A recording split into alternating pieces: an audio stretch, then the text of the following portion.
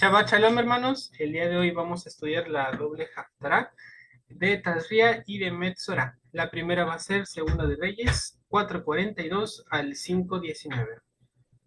Vamos a comenzar. Ok. Eh, Antes de entrar de lleno en el texto, vamos a analizar un par de cosas. Y es que, bueno, este año estudiamos ambas porciones juntas y ambas Haftarot pues también se estudian juntas. Ambas relatos, ambas historias están en el mismo libro, son el mismo profeta y tienen como eje principal lo mismo, que es un leproso o unos leprosos, que es, bueno, el tema principal que fueron estas parashot. En ambos vamos a ver un caso de restitución o alguna especie de propósito, de objetivo o que Adonai ha permitido con estos personajes y sobre todo pues un mensaje. Y bueno, como contexto más general, durante esta época del segundo libro de Reyes, tenemos que el pueblo del reino de Israel está sitiado por los sirios. Era una afrenta que tenía el pueblo pues muy presionado, principalmente había hambruna, y la mayoría de los problemas del pueblo pues derivaban de esta problemática. Y bueno, como vamos a ver un poco más adelante, también pues hay cosas muy curiosas con los sirios y en cómo el Eterno incluso a ellos los usa como sus siervos cuando al Padre se le antoja. Vamos a comenzar. La de Tarja es la segunda de Reyes 4:42 y bueno, es el relato de Naamán. Pero un poquito antes, en el versículo 42, 43 y 44, estamos viendo que están los profetas de Elohim y está esta hambruna de la que les estoy contando. Y vemos ya de primeras un milagro, y es que se multiplican los panes y la comida que están sirviendo para estos siervos. Y bueno, todo este sentimiento de desesperanza, todo este ambiente, pues se convierte en gozo, porque arranca la historia con un milagro. Y luego empieza el relato de Naamán después de este milagro. En este relato, que es el resto de versículos, lo pueden abrir en sus Biblias, de hecho, ténganlo en la mano, y nos va a hablar de Naamán. ¿Quién es Naamán? Pues es un general de Siria, es decir, es el general de los enemigos de Israel. eh, Era considerado como un héroe, como una persona muy eficiente pues en el tema de la guerra y en su nación pues era exaltado, era casi adorado, ¿no? Pero le cae lepra. ¿Cómo es que llega esta conexión con Israel? Pues que bueno, precisamente enfrentándose al pueblo, toma como prisioneros a muchos, digamos, civiles, entre ellos una niña que termina siendo sierva de la esposa de Naamán. ¿Y qué es lo que le dice esta pequeña? En el versículo 3 del capítulo 5, ella le dijo a su señora, yo quisiera que mi señor fuera al profeta de Shombro, él podrá curar su Saharat. Ya sabemos que Saharat es lepra, pero no una lepra común y corriente, sino una que representa o que está exhibiendo el pecado de una persona. Exactamente qué pecado, en este momento aún no tenemos pistas, pero bueno, es un general de Siria. Podemos imaginarnos qué clase de pecados. Más adelante vemos que probablemente sea ira. Ok, entonces va Naaman y manda cartas al rey de Israel, diciéndole de parte del rey de Siria, y le dice que básicamente le encarga que cure a este leproso que es Naamán. El rey de Israel se rasga las vestiduras, curiosamente, nada más no tenía la rasgada de las vestiduras como un leproso, como marca la Torah, pero el rey de Israel sí se las rasga, y dice, ¿no? Yo no soy Elohim para dar o quitar vida, ni para curar lepra, ¿no? Pero esta noticia llega a oídos de Eliseo, que es un profeta de Adonai, es un de los profetas principales en esta parte de la historia. eh, Llega a oídos y le dice al rey de Israel, ¿por qué te rasgas las vestiduras? Mándamelo a mí, y dice la palabra para que se sepa que hay Elohim en Israel. Entonces, ¿cuál va a ser el propósito de la historia de Naamán, del relato de Naamán? Que hay Elohim en la tierra de Israel, es decir, es para dar testimonio. Y efectivamente Naamán va con Eliseo, y aquí ya vemos cómo empiezan a trabajar con Naamán, porque sabiendo que es la exposición de un pecado, pues hay que renunciar a cosas de nuestra vida para quitarnos el pecado. Va con Eliseo y va con sus carros y va con una pequeña parte así de sus siervos y va así presentado y se para delante de la casa de Eliseo y Eliseo le avisan sus siervos, ya llegó Naamán, perfecto, dile a Naaman que vaya y se sumerja en el Jordán 7 veces y va a quedar curado de lepra. Y va el siervo y le dice a Naaman que las instrucciones, y Naaman se enoja, se enfurece porque, pues, para empezar, pues, mandó un siervo, ¿no? Estando en la puerta de su casa, es como que yo aquí abajo, tocan mi puerta y con una cita así, según muy importante que estoy esperando, y mando a alguien a que abra la puerta, le mande el mensaje y yo ni siquiera muestro la cara. Entonces se indignó, ¿no? Y le dice que acaso los ríos de mi tierra no son mejores, o no son lo mismo, yo también me puedo bañar en ellos. Pero, ¿qué pasa? Que al final Naaman tomó una decisión, y número uno, porque Adonai lo permitió, y porque al último momento decidió menguar. Dos de sus siervos que estaban con él le dicen, si te hubiera pedido algo muy difícil, no lo hubieras hecho, solo en este caso, pues solo te pidió que te sumerges 7 veces. Entonces ya, Naamán toma la decisión, va, se lava en el Jordán y efectivamente queda limpio, dice la palabra, y su piel queda como de niño, es decir, limpiecita. Y es la imagen que vemos aquí. Primera de Pedro 1:3. Bendito el Elohim y el Padre de nuestro Señor Yeshua HaMashiach, que según su grande misericordia nos hizo renacer para una esperanza viva por la resurrección de Yeshua de los muertos. Amén. Entonces, el día de ayer y en diferentes porciones ya hemos estudiado qué significa el tema de las aguas, el tema de que Yeshua son las aguas vivas y que solo en él podemos renacer de nuevo. Entonces, ¿qué es lo que vemos? Que nada más, número uno, renuncia a su orgullo, renuncia a su ira porque se había enojado y hace un arrepentimiento. ¿Cómo vemos expresado este arrepentimiento en algo físico? Que va y obedece las palabras del profeta de una tierra extranjera que eran considerados sus enemigos y con un profeta que a sus ojos lo vio por menos, ¿no? Que me mandó su siervo nomás a decirme que me vaya a bañar en el Jordán.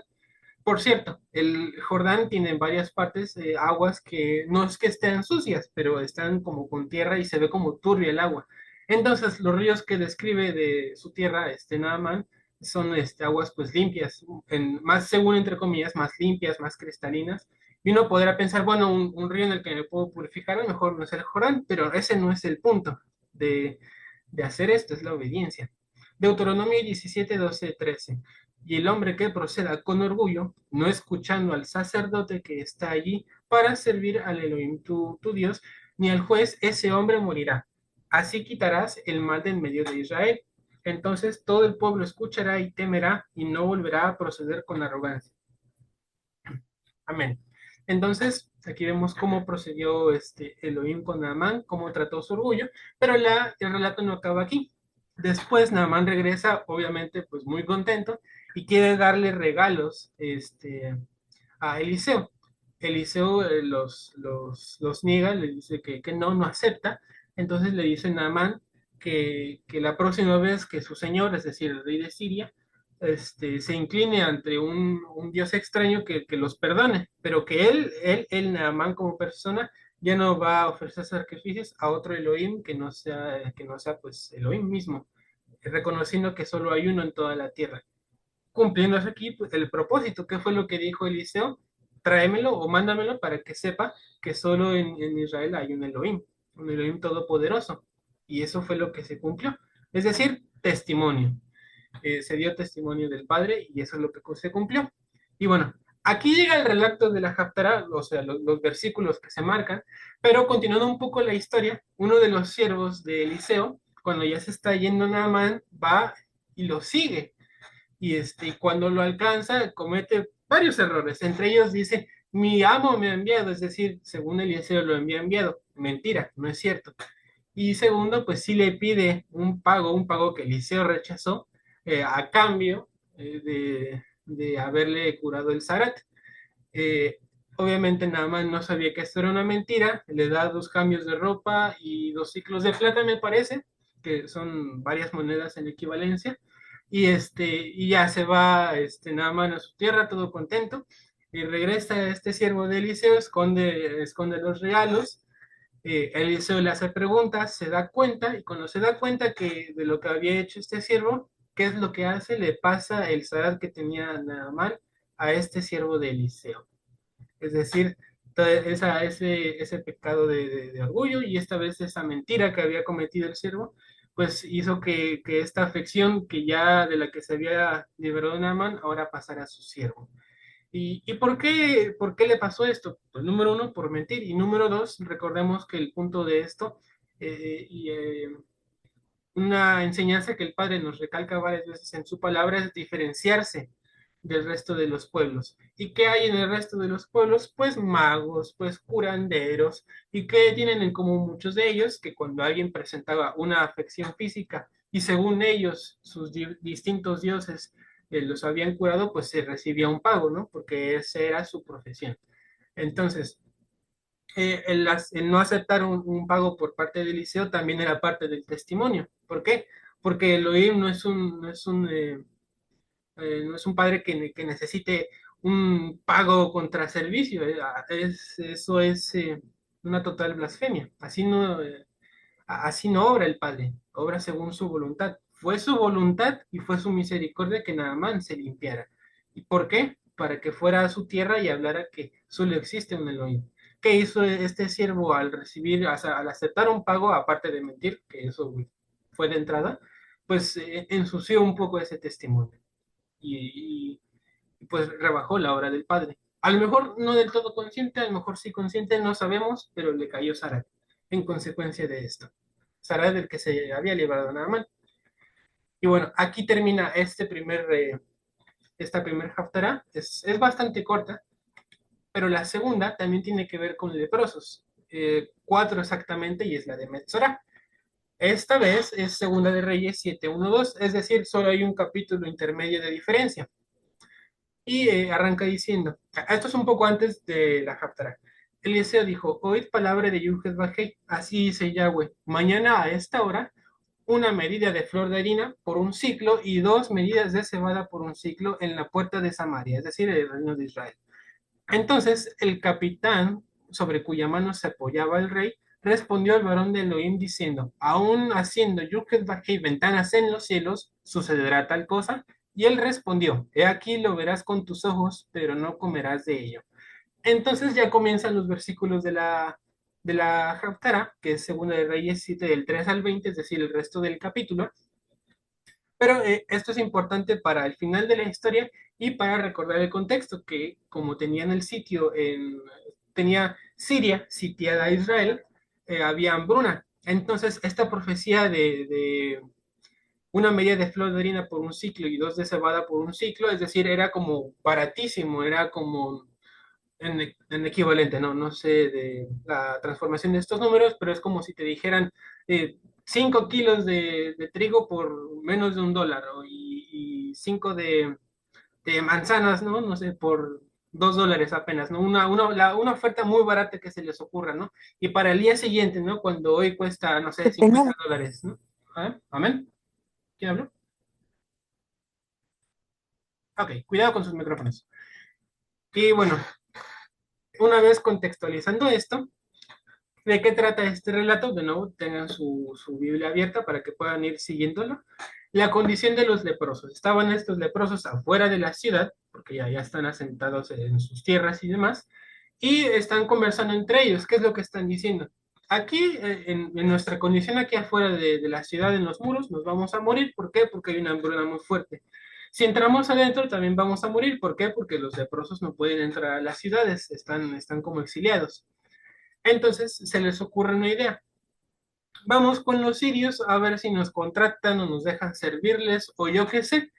Lo peor que puede pasar es que al ver que somos del pueblo de Israel, pues nos maten, y en el mejor de los casos, pues a lo mejor nos dan chance de vivir. De todas formas, aquí o haciendo lo que sea, vamos a acabar muriendo por su condición de leprosos y por el contexto de que hay hambruna en el pueblo, es decir, pues estaban dando un último intento, ¿no? Entonces van al campamento de los sirios, pero el Eterno hace un milagro, uno muy interesante, y hace que la llegada de estos leprosos suene como un montón de carros de guerra de Israel y que también se escucharon como carros egipcios, y los sirios salen despavoridos de la presencia de estos cuatro leprosos porque pensó que se aproximaba un ejército, ¿no? Tremendo y dejan el campamento vacío y con un montón de motín porque se fueron despavoridos. Llegan los cuatro leprosos y pues lo primero que pasa es lo primero que en los corazones de muchos de nosotros seguramente se nos hubiera ocurrido, no es por juzgarlos, y es que obviamente empiezan número uno come y número uno pues empiezan a saquear, ¿no? Empiezas a llevarse cosas, irlas a esconder y demás, pero entre ellos comienzan a conversar y dicen, esto no es bueno lo que estamos haciendo. Si no avisamos esto el día de mañana, esta iniquidad nos va a alcanzar, ¿no? ¿Por qué? Porque pues, este campamento era el que tenía sitiado a Israel y esto era pues como una muy buena noticia, ¿no? Como que recapacitaron, oye, esto no es como que un milagro enorme que ya no esté sitiado el pueblo y dicen, sí, sí, sí, y ya van a presencia del rey y dan las buenas nuevas a los mensajeros del rey. ¿Y qué es lo que pasa? Que va al pueblo y entonces ya se queda con las cosas que hay en este campamento, entre ellos un montón de comida. ¿Qué es lo que pasa cuando hay abundancia de comida que se vende un poco más barata? Cumpliéndose la profecía que vemos en los primeros versículos. Una medida de flor de harina por un ciclo y dos de cebada por un ciclo. Pero, ¿se acuerdan de este capitán que no creyó? Pues se cumple la profecía sobre él también, porque sí, se enteró de la noticia, pero no la vio porque el pueblo iba tan despavorido corriendo por esta noticia que lo atropella la multitud y muere ahí mismo. Es decir, por su falta de creencia, su falta de fe, porque esto venía de Eliseo, que era un profeta de Elohim. Esta falta de fe pues hace que muera y efectivamente no logra percibir este milagro que se acaba de hacer, solo lo logra ver y escuchar en todo caso. Ok, les dije que eran cortas hoy. Entonces, ¿qué podemos ver de estas dos historias? Número uno, Naamán renunció a su orgullo y escuchó a sus siervos y escuchó también a Eliseo, siendo sanado en las aguas vivas. ¿Quiénes son las aguas vivas? Pues Yeshua. Salmo 19:13. Guarda también a tu siervo de pecados de soberbia, que no se enseñoreen de mí. Entonces seré íntegro y seré absuelto de gran transgresión. Es decir, renunciar a la soberbia y el orgullo nos absuelve de gran transgresión, obviamente a través del Padre, siendo Él el que nos absuelve, ¿no? Pero el punto es esto, que soltar la soberbia pues nos abre camino, hermanos. ¿Qué vemos con los cuatro leprosos? Se detuvieron de lo que estaban haciendo, es decir, ya estaban saqueando el campamento y ya se iban a quedar todo para sí mismos o todo lo que pudieran llevarse, pero recapacitan, ¿no? A mitad de su saqueo y dicen, oye, esto es como que súper buena noticia para la nación, ¿no? Oye, sí, sí, sí, vamos a avisar y van y se avisan. No se sabe más de estos leprosos, no se sabe si fueron curados, pero si pudieron entrar en presencia del rey es altamente probable después que se les haya retirado de la lepra por por obra del creador. No sabemos, no podemos decir mucho, pero sí podemos leer Isaías 61:1. Si alguien lo tiene, me puede ganar. Si no, lo leo. Isaías 61:1. Les gané. El Ruach de Yahweh está sobre mí. Por lo tanto, me ha ungido para anunciar las buenas noticias a los pobres. Me ha enviado para proclamar la libertad de los cautivos y proclamar el año del favor de Yahweh y el día de la venganza de nuestro Elohim para consolar a todos los que lloran. Amén. Amén. Este versículo y en Lucas 4:18 es el mismo. Aquí Lucas bueno, a ver, vamos a leer. Para que no. Lucas 4:18. Lucas. Ujú. Lucas 4:18. Amén, hermanito. Adelante. Palabra del Eterno. El Ruach de Yahweh está sobre mí, por lo tanto me ha ungido para anunciar las buenas noticias a los pobres. Me ha enviado a proclamar libertad a los cautivos y vista renovada a los ciegos para liberar a aquellos que han sido oprimidos. Amén. Amén. Estas son palabras de Yeshua cuando fue a Nazaret y estaban en un Shabbat. Fue a la sinagoga, se puso en pie para leer y lee ese pasaje y dice: estas palabras se han cumplido delante de vosotros. Cumpliéndose esa profecía. Son exactamente las mismas palabras porque se reveló a sí mismo en ese momento. ¿Cuál es el punto aquí? Que este anuncio de las buenas noticias también fue parte de lo que hicieron estos leprosos, porque el sitio de Siria era una tragedia en ese momento. En el capítulo intermedio entre estas dos historias es cuando el rey sale a las murallas de la ciudad y dos mujeres se habían comido el hijo de uno de ellas, y cuando al día siguiente se iban a comer el otro, la mujer había escapado. Así de fuerte estaba la hambruna como para que hicieran esa clase de atrocidades. Entonces, al anunciar estas buenas noticias en tiempos de tribulación, en tiempos de hambruna, es muy similar a una de las cosas que son mandamientos, que es anunciar las buenas nuevas, la libertad. Una libertad más allá del hambre, que también tiene que ver con todo esto, pero una libertad espiritual. Esas son las buenas noticias. Entonces, si lo ponemos una después de la otra, nos da una instrucción muy clara, y entendiendo que el Zarat es reflejo de un pecado, cómo se quitaron de este pecado renunciando a tu orgullo y dando las buenas noticias. Se convierte en una instrucción más clara.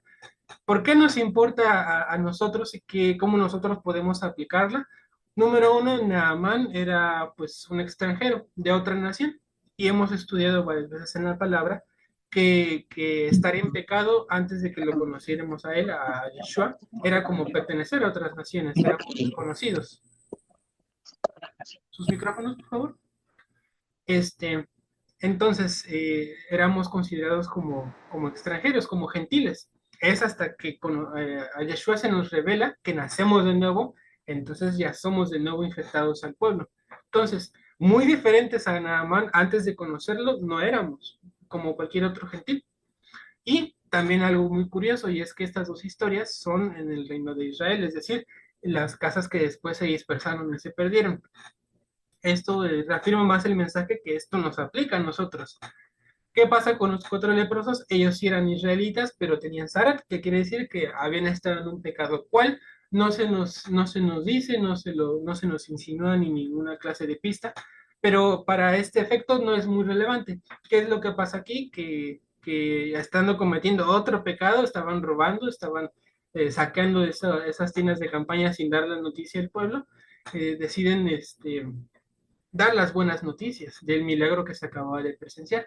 Entonces, eso mismo debemos hacer nosotros. Ya hemos visto un milagro. ¿Cuál es ese milagro? La salvación de Yeshua. Nada más y nada menos, el más grande de los milagros que hemos visto de Adonai. Esa salvación que nos alcanza si creemos en Él y le obedecemos, claro. Entonces, bueno, quienes no creyeron o desobedecieron, el siervo de Eliseo, que se aprovechó de la situación y quiso sacar algo de provecho, pero también debemos tener mucho cuidado con lo que hizo el capitán del rey.